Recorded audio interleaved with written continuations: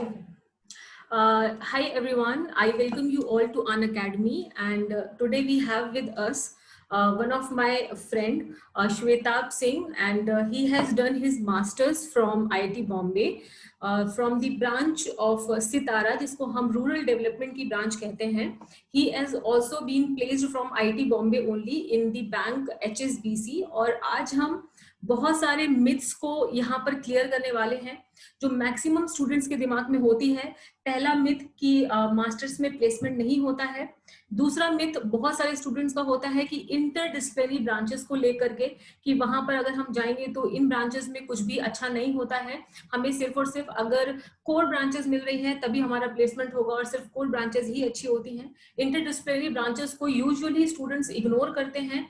और तीसरा ये कि सिर्फ टॉप रैंकर्स ही जो है वो हमारा अच्छे आईआईटीज में जा सकते हैं. और यहाँ पर हमारे साथ श्वेताब हैं और ये सारे मिथ को आज क्लियर करेंगे अपना एक्सपीरियंस प्रिपरेशन से लेकर के आईआईटी बॉम्बे की ज्वाइनिंग तक, उसके बाद उनका जो भी एक्सपीरियंस था आईआईटी बॉम्बे के अंदर, उसके बाद उनका प्रोजेक्ट जिसकी वजह से उनका प्लेसमेंट हुआ, किस तरीके से अंदर चीजें मैनेज होती हैं, और साथ साथ में जो भी आईआईटी बॉम्बे का एक्सपीरियंस है वो शेयर करेंगे. और ये सारे स्टूडेंट्स को हेल्प करने वाला है जो गेट में अभी या तो आईआईटी बॉम्बे में एडमिशन ले रहे होंगे इंटरडिसिप्लिनरी ब्रांच में, या आप आईआईटी दिल्ली या किसी भी IIT, good IIT, I mean to say जो ओल्ड आईआईटीज हैं उनमें आप एडमिशन ले रहे हो, तो किस तरीके से आपको अंदर वहां पर देखना है कि आपको प्लेसमेंट के पॉइंट ऑफ व्यू से, क्योंकि जो ऑलरेडी वहां के एल्यूमिनाई हैं वो आपको बहुत अच्छी तरीके से गाइड कर सकते हैं. वैसे मैं भी आईआईटी दिल्ली की हूँ, बट स्टिल आई थॉट कि श्वेता हमारे साथ ज्वाइन करेंगे तो शायद अपना एक अच्छा एक्सपीरियंस यहाँ पर देंगे.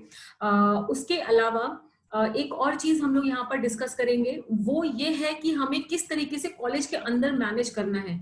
बहुत सारे स्टूडेंट्स का ये एक बहुत बुरा पर्सपेक्टिव होता है कि 1000, 1500 या 2000 रैंक के साथ वो आईआईटी में चले जाते हैं दिल्ली या बॉम्बे, उसके बाद भी वो प्रिपरेशन करते रहते हैं और उसके बाद प्लेसमेंट नहीं होता है. देन दे ब्लेम दैट कि आईआईटी में जाके प्लेसमेंट नहीं हुआ.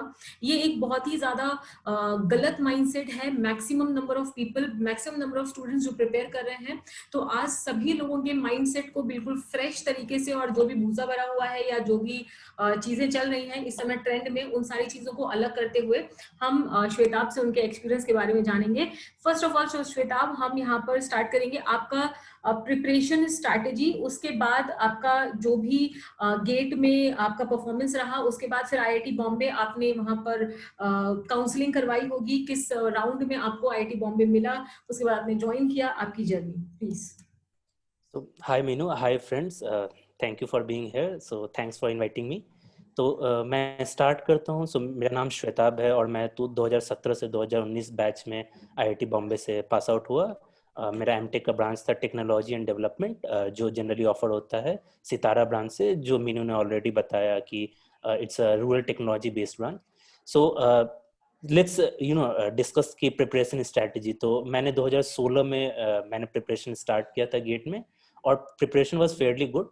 बट जो सब्जेक्ट्स होते हैं वो जो बेसिकली आपको क्या कहते हैं, मे बी क्या कहते हैं, मीनू बता पाएंगे ज़्यादा आपको डिटेल में कि कैसे स्पेसिफिक आपको टारगेट करना है. But since that is not the discussion of this talk, so आप बेसिकली आप ये प्रिपरेशन कीजिए जो भी आपको स्टैंडर्ड प्रिस्क्राइब्ड है. आप क्वेश्चन पेपर लगाइए, प्रीवियस ईयर क्वेश्चन, और जो भी प्रैक्टिस कीजिए, that is done. But things that कि आप हमेशा सोचते हैं कि हमें 200 रैंक 300 रैंक आ जाए तो हमें पीएसयू मिल जाएगा, हमें ये मिल जाएगा, और somehow it's not workout the way you think. May be आपके 60 नंबर आए, 62 नंबर आए, आपके 2000-2500 रैंक आए, तो उसके बाद आपके पास क्या ऑप्शन होता है. मैं भी वन ऑफ द वही सिनेरियो में था कि जब आप प्रिपरेशन स्टार्ट करते हैं तो जो भी मार्केट में आपको बताया जाता है कि 200-400 रैंक पे आपको पीएसयू मिलेगा, उसके बाद तो आपका होपलेस केस है. बट बाय डिफॉल्ट हम लोग पहले भी डिस्कस करते थे कि हमारा अप्रोच रहता था कि कुछ ना कुछ तो अच्छा होगा अगर हमने तैयारी स्टार्ट की है, क्योंकि हमारे पास ये है कि निगेटिव सोच के कुछ ऐसे भी होना नहीं है, तो हमें पॉजिटिव ही देखना है कि how to make most out of it. So if you get 95 marks और अंडर 200 रैंक, इट्स गुड. आपको वहां पे जो मिल रहा है, you will always try to get maximum out of it. Now you have a range which is not so called in market में बहुत अच्छा रैंक होता है, बट आपको उसमें से सबसे अच्छा आप क्या कर सकते हो. तो मेरी स्ट्रैटेजी ये थी. तो उसके बाद मैंने काउंसलिंग के लिए फॉर्म भरना स्टार्ट किया. तो मैंने ये सोचा कि आपको प्रीवियस ईयर उसका कट ऑफ आपको जनरली पता चल जाता है। और जो भी so called established coaching institute है वो आपको ऐसा बोलेंगे कि आपको थर्मल लेना है, डिजाइन लेना है। तो सबसे फनी बात ये होती है कि और जितने भी लोग प्रिपरेशन कर रहे हैं तो सबको थर्मल लेना है क्योंकि previous year cut off thermal गया है। उनको पता भी नहीं होता है कि उनको थर्मल में पढ़ना क्या होता है, थर्मल वो पढ़ना चाहते भी हैं या नहीं पढ़ना चाहते हैं। तो ये सब उसके चलते सब लोग को थर्मल चाहिए होता है, सब लोग को डिजाइन चाहिए होता है। तो ऐसा करके आपको जो भी कट ऑफ वो रहता है। तो मैं अपना पर्सनल केस बता रहा हूँ।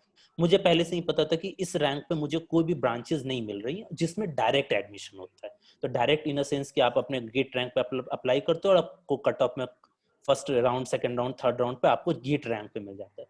तो मैंने क्या कि मेरा टारगेट ये था कि मुझे आईआईटीज में जाना था क्योंकि PSUs anyway out of the question, और मेरा कुछ खास ऐसा इंक्लिनेशन था भी नहीं क्योंकि मैं हायर एजुकेशन के लिए भी टारगेट कर रहा था।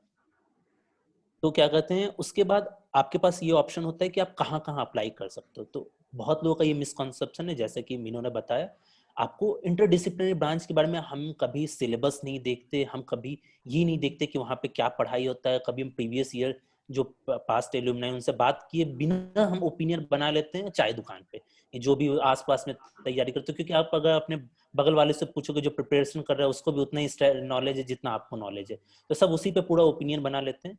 मैं अपने केस में मैं थोड़ा सा लकी था क्योंकि मुझे कुछ पास्ट स्टूडेंट मिले थे जो उस ब्रांच से पास आउट थे और आईआईटी बॉम्बे के सीनियर्स थे जो हमारे कॉलेज के थे। तो उन्होंने मुझे गाइड किया कि देखिए ये ऐसी बात नहीं है, और I think I also take this opportunity to guide you all also. तो आप देख लीजिए कि अगर, तो एक बहुत बड़ी अच्छी स्ट्रेटजी ये हो सकती है कि आप ऐसे ऐसे ब्रांच टारगेट करो जहाँ पे एडमिशन टेस्ट लेते हैं आईआईटी अपने हिसाब से। तो इस बार पैंडेमिक में उन्होंने बहुत जगह उन्होंने डायरेक्ट एडमिशन लिया। दो हमारे ब्रांच सितार ने इस बार भी टेस्ट लिया, ऑनलाइन टेस्ट लिया उन्होंने, ऑनलाइन असाइनमेंट देके। तो आप ऐसे ब्रांच टारगेट कर सकते हो क्योंकि वहां पे आपको सेकंड चांस मिलता है फिर से टेस्ट देने का। तो अगर आपने गेट में आपने गुफ अप कर दिया, आपके 2-3 क्वेश्चन इधर उधर हो गए, आपके कुछ अच्छा नहीं रहा, तो then you again get a chance to give the written test. तो मैंने यही किया। तो मैंने बहुत जगह अप्लाई किया था। फिर वहाँ पे लॉजिस्टिक इश्यूज भी होते हैं अगर आप 5-6 आईआईटीज में अप्लाई कर देते हैं। तो मैंने क्या कहते हैं, आईआईटी रुड़की अप्लाई किया था, आईआईटी बॉम्बे अप्लाई किया था, आईआईटी पटना अप्लाई किया था, और फिर मैंने बहुत जगह टेस्ट दिया।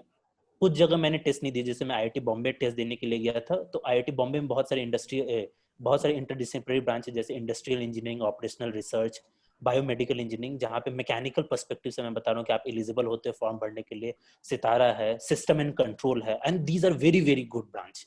मतलब not to say in like that, but अगर आपका थोड़ा एक्सप्लोर करने का है, आपको मार्केट कंडीशंस के हिसाब से देखोगे तो कोर मैकेनिकल से ज्यादा डिमांड है इन डिपार्टमेंट के स्टूडेंट्स की। और उस बात पे हम लोग बाद में आते हैं, पहले मैं काउंसलिंग के हिसाब से। फिर मैंने आईआईटी पटना में भी, चूंकि मेरा होम टाउन पटना है, तो मैंने आईआईटी पटना में भी अप्लाई किया था। तो वहाँ पे मैंने मेकाट्रॉनिक्स अप्लाई किया था, नैनो टेक्नोलॉजी अप्लाई किया था, इस सारे ब्रांच से।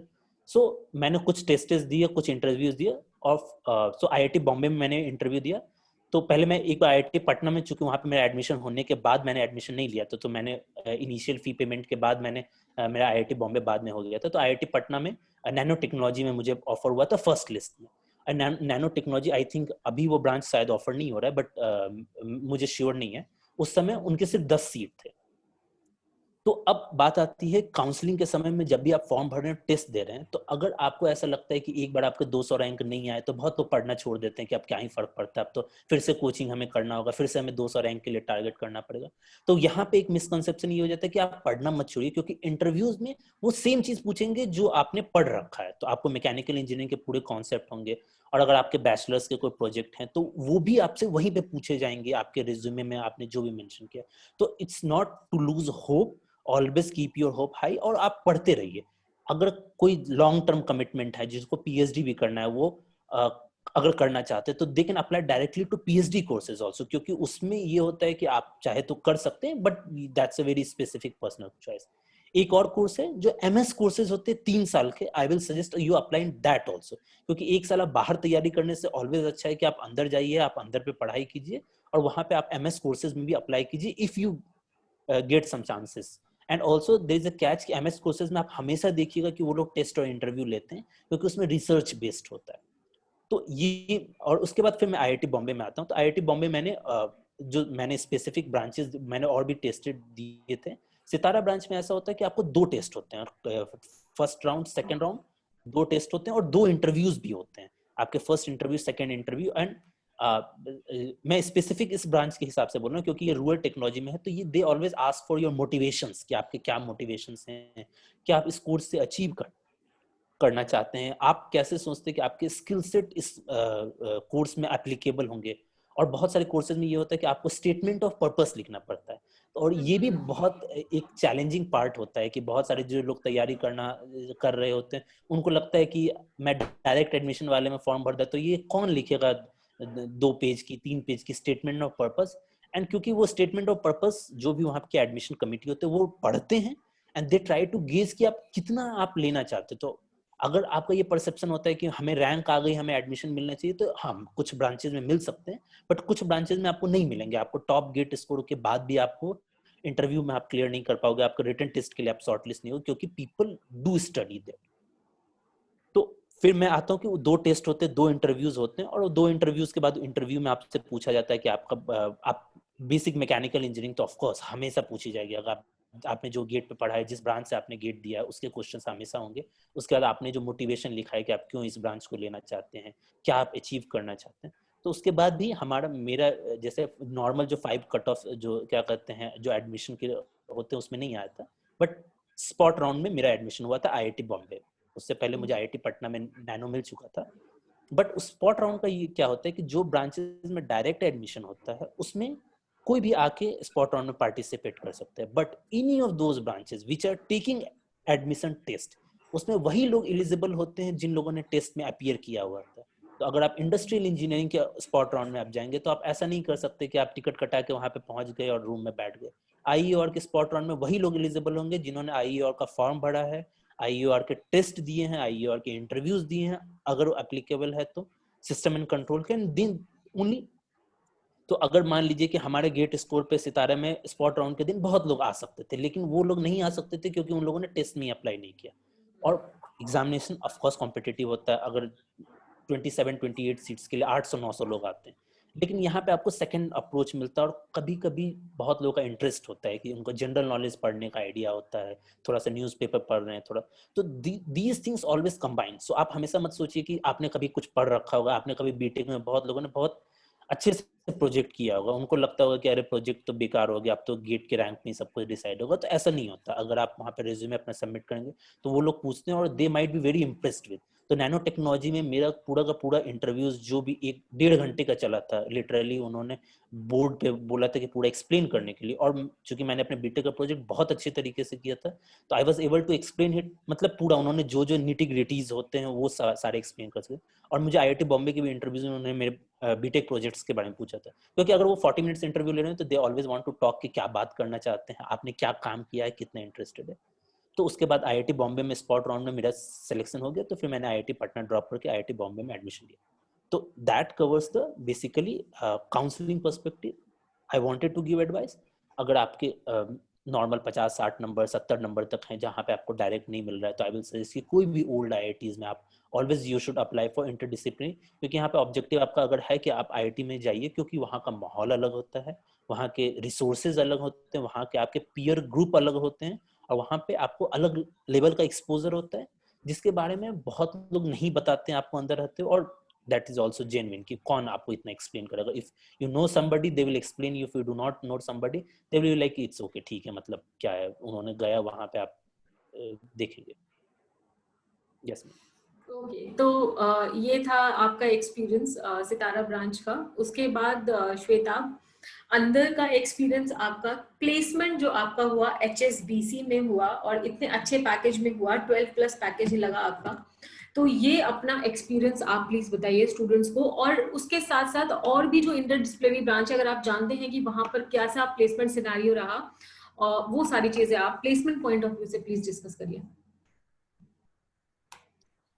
जी। तो मैं क्या कहते हैं IIT बॉम्बे गया था, तो मुझे पता था कि मुझे सो अगर आप जा रहे हैं कोई भी IITs में जा रहे हैं, अगर आपको पता है कि क्या कहते हैं अगर आपको प्लेसमेंट चाहिए, तो ये मेरा बहुत पर्सनल एडवाइस है, बट फिर भी आपको क्लियर होना चाहिए कि प्लेसमेंट, आप जो भी सीनियर्स हैं उनसे बात कीजिए, उनके इंटरनल वेबसाइट्स होते हैं, लास्ट ईयर कौन कौन सी कंपनीज आई थी, किस प्रोफाइल में कंपनीज आई थी, वो कौन कौन से कैसे बच्चों को लेके गई थी, उनके रिक्वायरमेंट्स क्या थी, वो क्या पूछ रहे थे, ये सब आपको नॉलेज मिल जाएगा अगर आप इंटरनल स्टूडेंट्स हैं।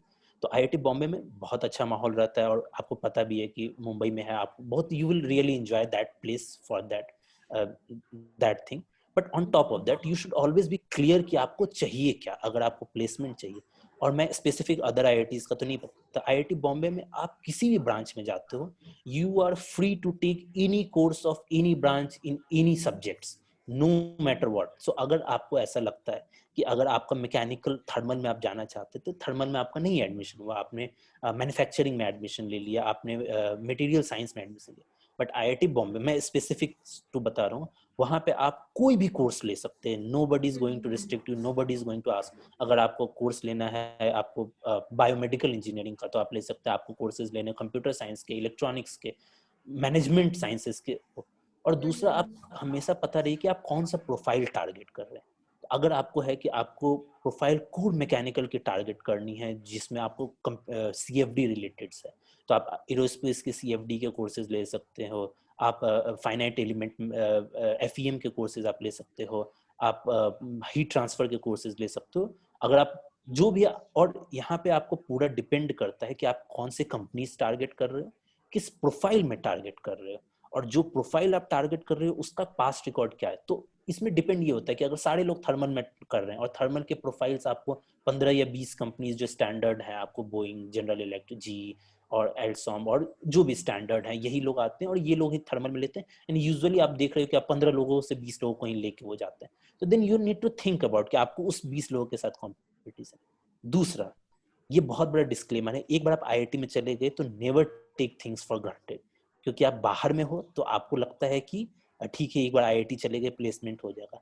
Once you are into IIT, वहां पे सब लोग आईआईटी बॉम्बे, अगर उनके रेज्यूमे है, वो रेज्यूमे पे सब पे लिखा हुआ है कि आईआईटी बॉम्बे। सो आप हमेशा देखिए कि कंपटीशन आपका लोकलाइज्ड होता है। आप जब तक अंदर नहीं जाते हो तब तक आपका कंपटीशन वहां से है, लेकिन एक बार जाते हो, क्योंकि कंपनीज को उस पूल में शॉर्टलिस्ट करना है। Being resume IIT Bombay will take you to certain extent, but after that you have to put effort, you have to put very conscious, और आपको देखना पड़ेगा कि मुझे क्या करना है। पर्सनल एक्सपीरियंस मैं शेयर कर रहा हूँ इस हिसाब से कि मुझे पता था कि मैं टारगेट कर रहा हूँ जो मुझे फाइनेंस रिलेटेड कंपनीज है और डेटा एनालिटिक्स और मशीन लर्निंग रिलेटेड जो भी कोर्सेज है। तो मैंने फर्स्ट ईयर से ही मैंने advance statistics, basic statistics, machine learning related courses, finance related courses मैंने ऑप्शनल, क्योंकि आपको कुछ आईआईटीज में कोर सब्जेक्ट होते हैं जो आपको उस डिपार्टमेंट के हिसाब से करने होते हैं, कुछ आपको इलेक्टिव्स लेना होता है और कुछ आपको ओपन इलेक्टिव्स होते हैं, और कुछ होता है कि उसके बाद भी आप चाहे तो ऑडिट कर सकते हो। आप जस्ट आप जाओ क्लास में बैठो, आपके मार्कशीट पे लिखा रहेगा, कोई ग्रेड नहीं रहेगा, it will be just audit course.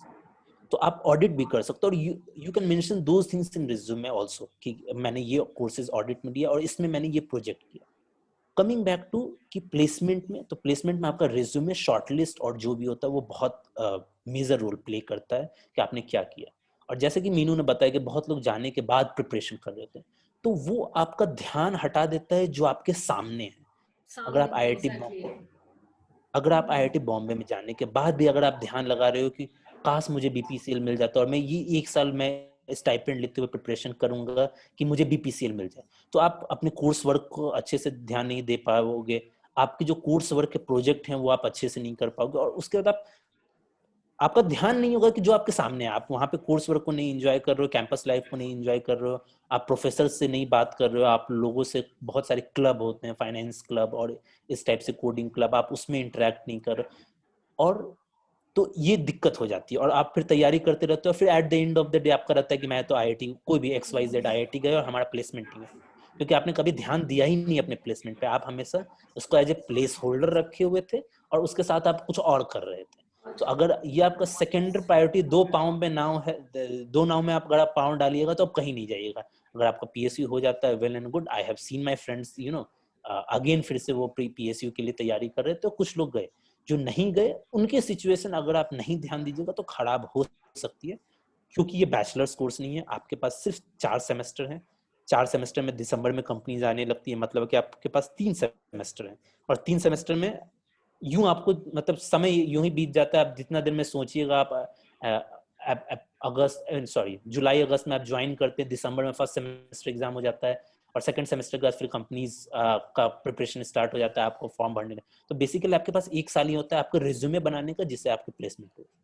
दूसरी बात, placement is all about skill set, कि कोई कंपनी आपको आ रही है, आप क्या स्किल सेट ऑफर कर रहे हो, आपके पोटेंशियल क्या है और वो क्यों आपको ले। आप जस्ट ये बोलोगे कि मैंने गेट क्रैक कर लिया और मैं आईआईटी बॉम्बे आ गया इसीलिए आपको कंपनी ले ले, तो it not might not be possible, क्योंकि आपको हमेशा ध्यान देना पड़ेगा कि आप क्या ऑफर कर सकते हो कंपनी को। आप बहुत सारे गवर्नमेंट जॉब्स हैं जहाँ पे आपके डिफरेंट स्किल सेट चेक होते हैं, क्योंकि वो एलिमिनेशन राउंड होता है, वो जनरल एप्टीट्यूड, मैकेनिकल इंजीनियरिंग और उस लेवल के क्वेश्चंस तय करते हैं, but they do not look for specific skill set that you need to have to get selected.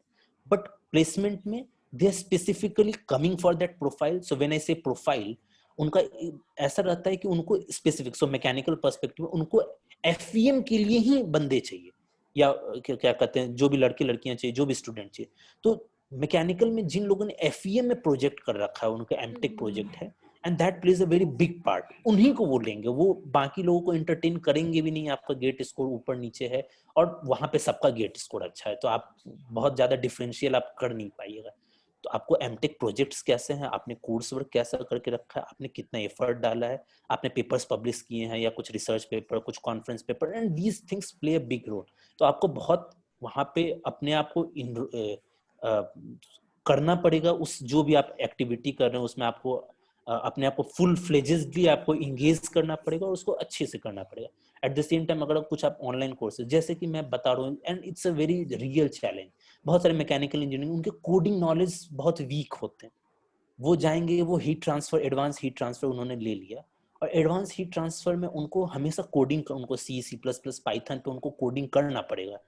और अगर उनके कोडिंग नॉलेज अच्छे नहीं होंगे तो वो वहां पे भी स्ट्रगल करते हैं, उनके ग्रेड्स अच्छे नहीं होते हैं। तो ये सभी, अगर आपको मान लीजिए प्रीवियसली आपकी कोडिंग नॉलेज अच्छी नहीं है, आपके क्या कहते हैं, तो आपको वहां पे जाके उसमें भी एफर्ट डालना पड़ेगा। अगर आप सारा एफर्ट वहां पे जाने के बाद प्रिपरेशन में लगा, तो मैं समराइज ऐसे करूंगा कि it's all about skill set. अगर आपने स्किल सेट डेवलप कर रखा है कोडिंग का, मशीन लर्निंग का, डेटा एनालिटिक्स का, और स्पेसिफिक प्रोफाइल रिलेटेड, और आपको पता है किस कंपनी के, तो it's always to get placed, and it's like that कि those who want to get placed always get placed in IITs। अगर आपका ध्यान नहीं है, आपका एफर्ट नहीं है, आप पॉजिटिव एटीट्यूड नहीं रखें, आपके इनिशियल 1 दिन या 2 दिन में 2 कंपनीज नहीं आए, उसके बाद आपने कंपनीज के इंटरव्यू अटेंड करने बंद कर दिए, तो then it becomes a challenge. Meenu. Yes, Shweta. Next question that I want to ask is कि आपका जो HSBC बैंक में प्लेसमेंट हुआ, उसमें आपका प्रोजेक्ट क्या था और किस बेसिस पे आपका वहां पर प्लेसमेंट, और आपकी जॉब प्रोफाइल क्या है वहां पर? जी, तो करेंटली में फाइनेंशियल क्रेडिट एनालिस्ट की का जॉब प्रोफाइल है। इस प्रोफाइल के लिए रिक्वायरमेंट यही थी कि डेटा एनालिस्ट होना चाहिए, कुछ फाइनेंस की बेसिक नॉलेज होने चाहिए, मशीन लर्निंग और ये सब था। तो चूंकि मैं रूरल टेक्नोलॉजी में था, तो सबको ऐसा भी लग सकता है कि अरे गांव के प्रोजेक्ट में क्या आप रूरल टेक्नोलॉजी करेंगे। तो मैंने इसको केयरफुली ऐसे क्राफ्ट किया कि मैंने काम किया था कुछ न्यूट्रिशन रिलेटेड पे। और अभी आपने देखा कि बहुत सारे माल न्यूट्रिशन के केसेस हैं, और हमारे प्राइम मिनिस्टर भी बोलते रहते हैं कि हमें कुपोषण मुक्त भारत बनाना है। तो मैंने क्या किया कि नेशनल फैमिली हेल्थ सर्वे के डेटा आते हैं, तो मैंने उस डेटा पे पूरा मशीन लर्निंग का एनालिसिस किया, which was also in a way that हम जो भी बॉटम 80% ऑफ सोसाइटी है उसके लिए भी काम कर रहे हैं, हम कुछ देख रहे हैं कि कौन सा पैरामीटर आप ट्वीक करेंगे, उसके क्या इम्प्लीकेशंस हैं। तो ये मैंने कोर्स प्रोजेक्ट किया था जिसमें national family health survey NFHS के डेटा का मैंने मशीन लर्निंग के डिफरेंट मशीन लर्निंग एल्गोरिथम्स लगा के एनालिसिस किया। मेरा एमटेक प्रोजेक्ट था वो भी मशीन लर्निंग रिलेटेड ही था, जिसमें मैंने डिफरेंट रीजंस के ग्राउंड वाटर रिसोर्सेज, सो हम देखते हैं कि गांव में पानी का और रेनफॉल और फोरकास्टिंग का बहुत चैलेंज होते हैं कि हमें पता नहीं होता है कि क्या पानी है। तो जो भी आपको वेदर रिलेटेड डेटा है, आपको जो भी आप बहुत सारे डेटा सेट है, मैं उसमें डिटेल्स में नहीं जाऊंगा, तो बहुत सारे डेटा रिलेटेड जिसमें आप वेदर फोरकास्टिंग कर सकते हैं, और उस वेदर फोरकास्टिंग पे आप ग्राउंड वाटर मॉडलिंग कर सकते हो। तो डिफरेंट टाइप के कि अगर इतना बारिश होगा इस एरिया में तो वहां पे कितना ग्राउंड वाटर लेवल होगा। तो और महाराष्ट्र में जैसे कि मैं स्पेसिफिकली देख रहा था कि वहां पे बहुत सारे फार्मर सुसाइड होते हैं क्योंकि सूखा पड़ गया, उन्होंने बोरिंग किया, बोरिंग में से पानी नहीं निकला। तो इस हिसाब से water table management, water management तो मैंने मेरा सब्जेक्ट एरिया और रीजन जो था वो गांव रिलेटेड था, और उस रूरल एरिया में उस स्पेसिफिक एरिया में कैसे वाटर टेबल होगा, बट मैंने जो टेक्नोलॉजी और टेक्निक अप्लाई किए थे that was a very standard technique. So machine learning, data analysis, आप जो भी है सपोर्ट वेक्टर मशीन्स, आप artificial neural network, logistic regression, linear regression and those basic things. तो मैंने अप्लाई वही किया था। तो मैंने इंटरव्यू में उनको, उनका भी स्टैंडर्ड क्वेश्चन था कि आपने तो फाइनेंस रिलेटेड काम नहीं किया। तो मैंने उनको तो पहला ये कन्विंस किया कि मेरे फाइनेंस में इंटरेस्ट है, तो आप हमसे फाइनेंस का क्वेश्चन पूछिए, I will be able to answer that. उसके बाद जो भी स्किल सेट मैंने एक्वायर किए हैं, तो मैंने अभी वेदर रिलेटेड डेटा पे स्किल सेट किया, मैंने अप्लाई किए। Same things can be applied relate on the financial data also, same things can be applied on social data also. So it's all about कि मैं किस डेटा पे वो skill set apply कर रहा हूँ। मेरे नॉलेज बेस सेम है, आप मुझे डेटा चेंज कर देंगे, आउटपुट चेंज हो जाएगा। तो इस हिसाब से मैंने उनको कन्विंस किया, और मेरे जो भी रिज्यूमे था और जो भी मेरा प्रोफाइल था, तो मैंने इस हिसाब से बिल्डअप किया कि कोई भी डेटा साइंस की कंपनी या मशीन लर्निंग की कंपनी होगी जो looking for data scientist, analyst और credit analyst will be comfortable in taking. ये शौताब, आप एक एग्जाम्पल है वो सारे स्टूडेंट्स के लिए जो इंटरडिसिप्लिनरी ब्रांचेस को फॉर ग्रांटेड लेते हैं और समझते नहीं हैं कि एक्चुअली में आपको वहां पर जाकर के बहुत सारी स्किल को डेवलप करके आप प्लेसमेंट ले सकते हो और पीएसयू जैसी जगह ही पहुंच सकते हो। आप बहुत बड़ी कंपनियां भी हैं जो आती हैं और बहुत अच्छा प्लेसमेंट लेती हैं। उसके अलावा श्वेताब, नेक्स्ट जो मैं आपसे पूछना चाहती हूँ, you are one of the good example for your batch. आपके बैच में और भी स्टूडेंट रहे होंगे सितारा ब्रांच में, उन सारे लोगों का क्या हुआ और क्या रिजल्ट रहा? क्योंकि इट डिपेंड्स अपॉन वो पूरा एरिया कैसा परफॉर्म कर रहा है। हाँ, तो मैं वही बताऊंगा कि हमारे ब्रांच में जो बहुत लोगों को बाहर में पता नहीं, मैंने कुछ कोरास पे आंसर लिखे। हमारे में बहुत सारे मिनिस्ट्रीज के फेलोशिप और ये सब भी आते हैं, तो if they want to pursue that they can pursue that also.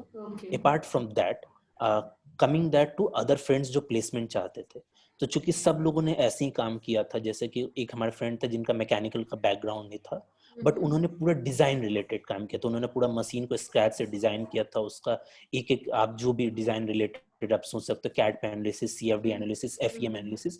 और बहुत सारी ऐसी कंपनियां थी जो एफईएम के लिए प्रोफाइल के लिए आई थी, बट उन्होंने, अब चूंकि उनका रिज्यूमे उन्होंने किया था रूरल डेवलपमेंट के लिए, रूरल रिलेटेड टेक्नोलॉजीज, उन्होंने कुछ अप्रोप्रिएट मैकेनिकल, सो उन्होंने कोर मैकेनिकल, सो मेरा प्रोफाइल था जो मैंने डेटा साइंस और आप कह सकते हो कि कंप्यूटर साइंस रिलेटेड मैंने काम किया, उन्होंने पूरा का पूरा मैकेनिकल का काम किया था। बट चूंकि उनके रिज्यूमे में था, तो एक कंपनी जो स्पेसिफिकली उन्होंने finite element, FEM, finite element methods related engineers इनको चाहिए, तो कैड कैम का प्रोफाइल था। तो उन्होंने, so I should not be saying this, but mechanical के लोग सेलेक्ट नहीं हो पाए, बट उन्होंने सेलेक्ट हुआ क्योंकि उन्होंने 2 साल में अपना पूरा प्रोफाइल ही ऐसे बिल्डअप किया था मैथमेटिक्स के कोर्सेज लेके, और he was very easily able to crack the interviews. So फिर दूसरे थे जिनका supply chain related, and that is also one of the good thing that is there. So उनका क्या था कि रूरल टेक्नोलॉजी पर उनका प्रोजेक्ट ऐसा था कि सप्लाई चेन रिलेटेड, और बहुत सारी कंपनीज है जो जैसे अमेजोन है, डिलीवरी है, और बहुत सारे आते हैं जो इंडस्ट्रियल आईयूआर ब्रांच के लिए आते हैं, ऑपरेशनल रिसर्च जो हम लोग जो भी पढ़ते हैं, क्यूइंग थ्योरीज एंड ऑल। सो उसने अपने प्रोजेक्ट में वो सारा अप्लाई किया था, और he was able to crack that. So बहुत सारे जो हैं ऐसे ही कुछ हैं जिन्होंने कंप्यूटर साइंस रिलेटेड काम किया था, जिनका ब्रांच भी कंप्यूटर साइंस था, बट उन्होंने रूरल ट्रांसपोर्ट पे काम किया था कि रूरल ट्रांसपोर्ट में क्या क्या चैलेंजेस होते हैं, उसको हम कैसे नेटवर्क एनालिसिस और नेटवर्क थ्योरी से हम लोग हैंडल कर सकते हैं। उनका प्लेसमेंट भी एक बिग मल्टीनेशनल कंपनीज में हुआ। तो इस हिसाब से ऐसा है कि अगर आप प्रोजेक्ट पे ध्यान दें, अपने स्किल सेट को ध्यान दें, और आपको कन्विंस कर सके कि ये स्किल सेट किसी भी सर्टेन सेगमेंट्स में अप्लाई हो सकते हैं, तो आप डेफिनेटली, और मैं बोल सकता हूँ इस बात को कि जितने भी लोग जो फेलोशिप आप छोड़ दें, जो that's a discussion for another day, कि जो लोगों ने मिनिस्ट्री के फेलोशिप लिए या यूनिसेफ के फेलोशिप लिए, उसके अलावा जो भी लोग प्लेसमेंट चाहते थे सारे लोग प्लेस्ड हुए। दो ये आपको नंबर्स में नहीं दिखेगा, और हम आप nobody talks about it, it's okay, but those who want to get placed always gets placed। आपको बस ये है कि आपका डेडिकेशन कितना, और आपको आप कितने कॉन्शियस है अपने प्लेसमेंट के लिए। इस बार के भी पता नहीं, आपको बहुत सारे लोग कांटेक्ट में को जो हमारे जूनियर्स हैं, मतलब जो 2020 बैच के, बहुत लोग का जापान में, हिताची में, और क्या कहते हैं, और बड़ी बड़ी कंपनीज में, और बहुत मतलब जो आईआईटी बॉम्बे का अपना बस न्यूज़पेपर में सुनते हैं उस सैलरीज पे उनका भी प्लेसमेंट हुआ है। तो इट्स नॉट अ थिंग कि क्या कहते हैं प्लेसमेंट नहीं होते। और इंटरडिसिप्लिन, फनी बात ये है कि सिंस इंटरडिसिप्लिनरी वाले स्टूडेंट फ्लेक्सिबल होते हैं, वो पहले प्लेस्ड हो जाते हैं कोड ब्रांच के प्लेसमेंट से, क्योंकि कोड ब्रांचेस वालों को उनका ये रहता है कि उनको यही चाहिए होता है, जो आ भी यही सकती है चाहिए, नहीं आ। हम फ्लेक्सिबल नहीं है, हम तो यही लेके रहेंगे। और फिर उनका प्रोफाइल भी मैच नहीं करता है कंपनीज के प्रोफाइल के साथ, तो हाँ, फिर वो दिक्कत में फंस जाते हैं। ट्रू। अगर आपने पढ़ के रखा है क्या कहते हैं आपने पूरा का पूरा थर्मल पढ़ के रखा है, लेकिन इस बार जी का जो रिक्वायरमेंट, उनको थर्मल इंजीनियर चाहिए ही नहीं, चाहिए ही नहीं।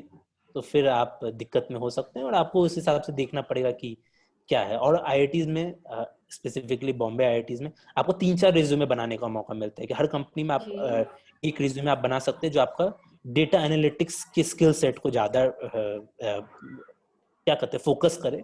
दूसरा आप रेज्यूमे बना सकते हैं जो आपके मैकेनिकल इंजीनियरिंग के स्किल सेट को ज्यादा फोकस करे। तीसरा आप बना सकते हैं जो आपके फाइनेंस के स्किल सेट को फोकस करे। तो you always get, so that is the nitty gritty कि आप you always get a chance to how you project yourself.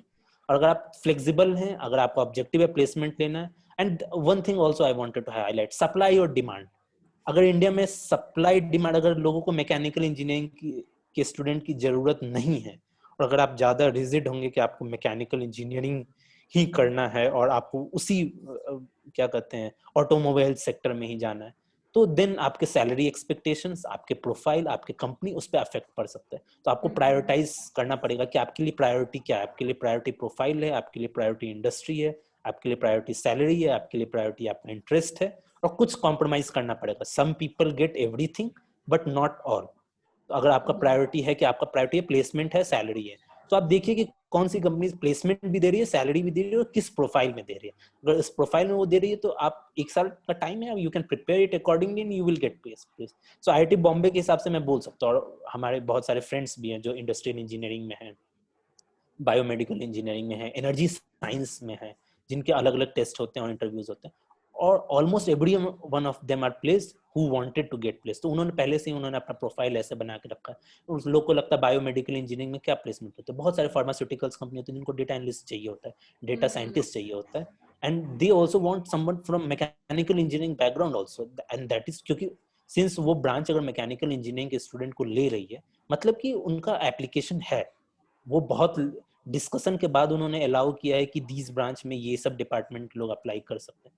तो अगर आप वहाँ पे अच्छे से आप परफॉर्म कीजिएगा, आप अच्छे कोर्सेज ले रहे हैं, आप मेहनत कर रहे हैं, आप प्रोजेक्ट अच्छा कर रहे हैं, तो definitely you will get place. Finally हम ये कह सकते हैं कि हमारे आईआईटीज में, चाहे आप दिल्ली ले लो चाहे बॉम्बे ले लो, सर ने तो आई मीन श्वेताब ने तो अपना बॉम्बे का एक्सपीरियंस बता दिया, even an IIT Delhi, companies के प्रोफाइल में हमें मैच करवाना है अपनी सीवी को। ये एक मेन फंडा है। ऐसा नहीं है कि भैया हम मैकेनिकल वाले हैं, तुम्हें जरूरत हो तो तुम आके ले लो। इट इज लाइक कि उनका वो रिक्वायरमेंट है, हमें अपने आप को फिट करना है उस रिक्वायरमेंट में, अपनी सीवी वैसे बनानी है और वहां पर जाके उस चीज को प्रोजेक्ट करना है। ये एक्चुअली फंडा होता है आईआईटीज के अंदर। जो लोग प्रिपरेशन करते रह जाते हैं कि भैया अभी तो मुझे फिर से टॉप 100 लेके आना है और मैं फिर से कोई ओएनजीसी और आईएससीएल जाएंगे, that is a very good thing, आप डेफिनेटली वो चीज कर सकते हो। लेकिन फिर आप ये एक्सपेक्ट मत करो कि वहां पे रहते हुए आपको प्लेसमेंट मिल जाएगा, क्योंकि आपने अपनी स्किल्स को अलाइन नहीं की है। मैं बता दूं, आई थिंक जब हम लोगों ने बीटेक ज्वाइन किया 2010-11 में, तो मुझे ऐसा लगता है कि उस समय पे कोर ब्रांचेस का एक बूम आया हुआ था। ऐसा लगता था कि बस कोर ब्रांचेस ही सब कुछ है, हमने ये कोर ब्रांच पढ़ी तो सब कुछ उसी से होने वाला है। लेकिन एक्चुअली में अब आईआईटीज में आकर के ये चीज पता चलती है कि इंटरडिसिप्लिनरी ब्रांचेस जो हैं वो बहुत बड़ा रोल प्ले कर रही है। और इस समय जो डिमांड और सप्लाई का, जैसे श्वेताब ने बोला, डिमांड इस समय आपके स्किल्स की है, मशीन लर्निंग, डेटा एनालिटिक्स, इन सब चीजों की, हमारी आर्टिफिशियल इंटेलिजेंस को भी हम इसमें काउंट कर सकते हैं, उन सब की बहुत ज्यादा डिमांड है। आप किसी भी ब्रांच में अच्छे आईआईटीज में एडमिशन ले रहे हैं, अपनी स्किल्स को इससे अलाइंड करेंगे, तो मुझे लगता है कि अभी हम 2020 में ये वीडियो रिकॉर्ड कर रहे हैं, तो मुझे लगता है 3-4 साल 5 साल तक इस वीडियो में जो चीजें डिस्कस हुई हैं वो अभी वैसा ही रहने वाला है। उसके बाद हो सकता है कि रिक्वायरमेंट चेंज हो जाए और चीजें वैसी चेंज हो जाए, तो उसके बाद फिर से हमें अपने प्रोफाइल को वैसे ही अलाइन करना है। और मुझे लगता है प्रोफेसर बहुत ज्यादा हेल्प करते हैं इस काम में। और जो लोग प्रिपरेशन करते रहते हैं वहां जाके, वो प्रोफेसर से मिलते ही नहीं है, वो वैसे ही बचते रहते हैं, भाई इनके सामने आ जाएंगे तो मार्क्स काट लेगा, वैसे ही हम पास नहीं हो रहे हैं, हमें वैसे ही पॉइंटर नहीं मिल रहा है, तो और पॉइंटर नहीं देगा क्योंकि हम तो क्लास भी नहीं जा रहे हैं। और ये सारी चीजें हैं। और आई होप कि आज बहुत सारे स्टूडेंट्स का ये मिसकंसेप्शन यहाँ पर क्लियर हुआ होगा। और it is not only about the branch Sitara, it is about all the interdisciplinary branch of IITs, old IITs I'm talking about, Bombay, Delhi, Madras हो गया हमारा, Kharagpur as well as Kanpur, ये 5 इसकी मैं बात कर रही हूँ। यहाँ पर there has been many people who have made their life, मुझे लगता है श्वेता किसी भी PSU से के बराबर ही आपको सैलरी मिल रही है और उसी के बराबर प्रोफाइल में आप काम कर रहे हैं, उससे कुछ कम नहीं है जी। कम तो है भी नहीं, और मैं ये भी ऐड करना चाहूंगा कि आप हमेशा ग्रोथ को देखते हो। तो maybe I don't know whether I should talk about this और नॉट। अगर आप फाइनेंशियली आप सोचोगे कोई भी PSU में जो पहले का ल्यूक्रेटिव रहता था, हमने अपने परसेप्शन सेम बना के रखे, लेकिन हम कभी एनालाइज नहीं करते कि चीजें क्या है। तो पहले के गवर्नमेंट जॉब में पेंशन एंड ऑल होते थे, अभी आपको कोई पेंशन नहीं है। तो आप वो वाला पार्ट, अब आपकी बात होती है सिर्फ आपके सैलरी पे। तो आप स्टार्टिंग सैलरी आपको ल्यूक्रेटिव लग सकती है। IITs में आपको ऐसा लगेगा कि आपको 8 लाख कहीं जॉब मिल रहा है, PSUs में तो 10-12 के जॉब हो जाते हैं, 14 के जॉब हो जाते हैं। लेकिन you always see the growth कि आपका 8 लाख का जॉब है, लेकिन आपका इंक्रीमेंट क्या होगा, और 2 साल 3 साल में आप वे बियॉन्ड होते हैं कोई भी PSU के कोई भी एम्प्लॉय। हम यहाँ बुराई नहीं कर रहे हैं PSUs की, ऑफ कोर्स वहां पर एक जॉब की एक श्योरिटी होती है, बट यहाँ पर भी अगर आप मेहनत कर रहे हो, क्योंकि आप IIT में रह के वो स्किल डेवलप करना सीख गए हैं, तो आप डेफिनेटली एक अच्छी जगह पे जरूर पहुंच जाएंगे। बिल्कुल सही बोला आपने श्वेताब, ये बहुत ही ज्यादा नोटिस करने वाली पॉइंट है। जैसे कि अभी BPCL हमारी प्राइवेट हो रही है, और देखा जाए कि जितना भी अच्छी रैंक वाला बच्चा होगा ना जो गया था BPCL, उनके स्किल्स की बात की है ना, तो अगर BPCL बंद हो जाती है या इनको कुछ भी जॉब में प्रॉब्लम आता है, वैसे तो वी होप कि ना ही आए, अगर आता है तो मुझे ऐसा लगता है उनके पास स्किल भी नहीं होगी, वो किसी दूसरी कंपनी में जाकर के काम करें, अनटिल अनलेस वो अपने आप को फिर से रिफाइन करने की कोशिश करें और वो आगे बढ़े। अगर वो सेम तरीके से देखें तो वो शायद उस चीज में भी फिट होने के लायक ना हो। तो इट ऑल डिपेंड्स अपॉन कि हम कितना स्किल अपने अंदर बना रहे हैं। और IIT में जाकर के अगर आप प्लेसमेंट लेना चाहते हैं तो डेफिनेटली आप प्लेसमेंट लेके ही निकलेंगे। तो अपने दिमाग का ये भ्रम को कृपया करके आप सभी लोग दूर करें। ओके श्वेताब, आप लास्ट में कुछ और भी चीजें अगर स्टूडेंट्स को बोलना चाहते हैं अनअकैडमी में, तो डेफिनेटली आप प्लीज कुछ शब्द और। नहीं या तो Unacademy it's a very good platform, और क्या कहते हैं आप मेहनत कीजिए, क्या कहते हैं तैयारी करते रहिए, and always try to get. So अगर आपको कोई भी बहुत सारी वीडियोस है, अगर आपको कुछ ऐसे रिलेटेड वीडियोस है तो you can always ask, we can discuss also about the specific counselling, कैसे करना है, क्या करना है, और क्या ब्रांचेस अप्लाई करने हैं। एट दिस बी पॉजिटिव, आप तैयारी करते रहिए, क्या कहते हैं, और स्किल सेट डेवलप कीजिए। It's all about skill set. आप क्या स्किल सेट टेबल पे लेके आ रहे हैं, और उसके लिए आपको पैसे मिलेंगे। और प्लेसमेंट के लिए नहीं सोचिए इतना, अगर आप प्रिपरेशन कर रहे हैं, IIT is a good place to be. वहाँ पे आपको अच्छे लोग मिलेंगे, आपके नेटवर्क अच्छे रहेंगे, and that will be a lifetime of experience अगर आप वहाँ पे देखना चाहते हैं। And then placement, if you want to get placed, if you are focused enough, if you are willing to work hard enough for that, you will get placed. That's not a issue. So nobody from IIT is worried about the placement and job post क्या करते हैं अगर उनको job चाहिए तो। Okay, thank you so much Shweta for joining me। और this interview session में मुझे believe है कि बहुत सारे students का problem solve होगा, and you will be inspiration to all those students जो interdisciplinary branches में जा रहे हैं IITs में। वो शायद कुछ यहाँ से सीखेंगे और बहुत ही अच्छे placement के साथ लेकर के अपने dream को पूरा करेंगे। Thank you so much। Yeah, all